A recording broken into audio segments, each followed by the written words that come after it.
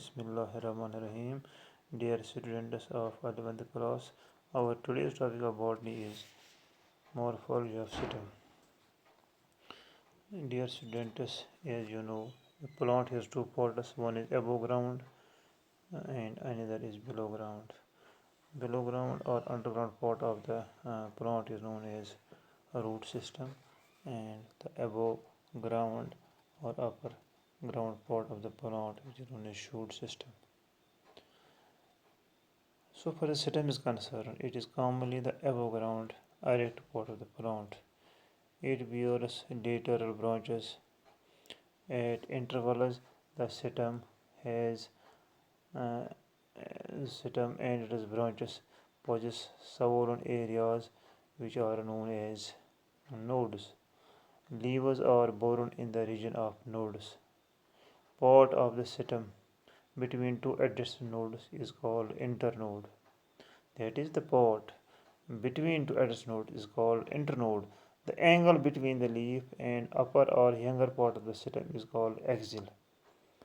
It bears axillary buds, which later on develop into branch or axillary branch. Growth of the stem or its branch is accomplished through a bud present at its tip. It is known as terminal or apical bud. The term shoot is applied to the stem along with its leaves. That means we ask or we are told it shoot system, which includes stem with its leaves. But today's our topic is morphology of stem. So far as the stem is concerned, it is the aerial part of the plant. It consists of It develops from the shoot system, which consists of stem, the branches, and leaves. The shoot system develops.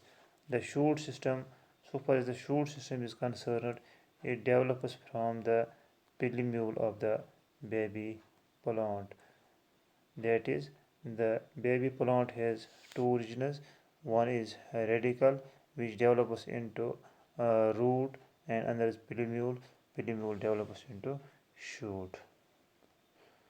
The morphology of the stem.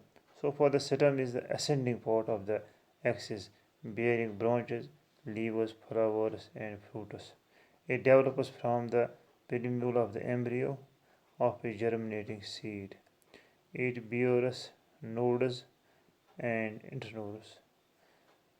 The stem bears buds, which may be terminal or axillary. The general characters of stem.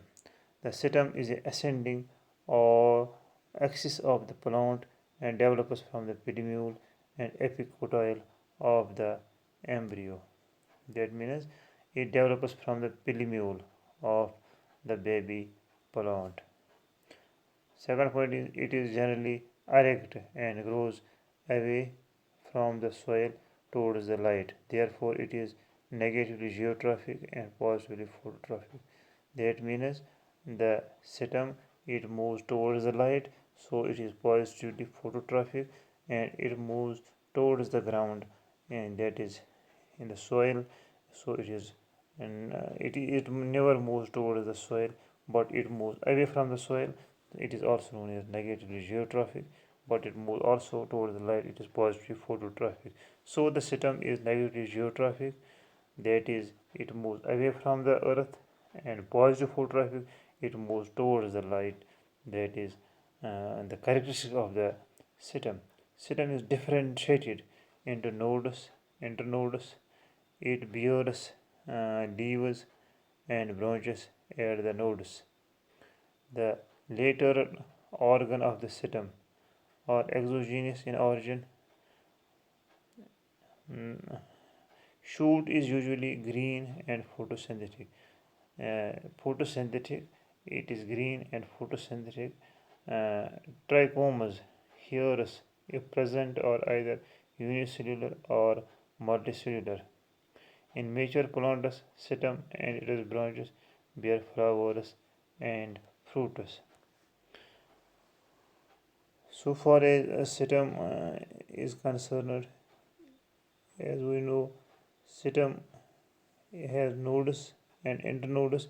The system nodes possess dissimilar appendages called leaves. The young system is green and capable of performing photosynthesis. So far as young system is concerned, it is capable of preparing food, that is, it prepares or it makes the process of photosynthesis possible.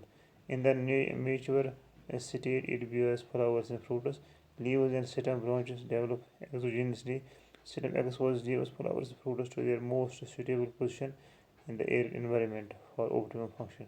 Here is present or continue commonly multicellular.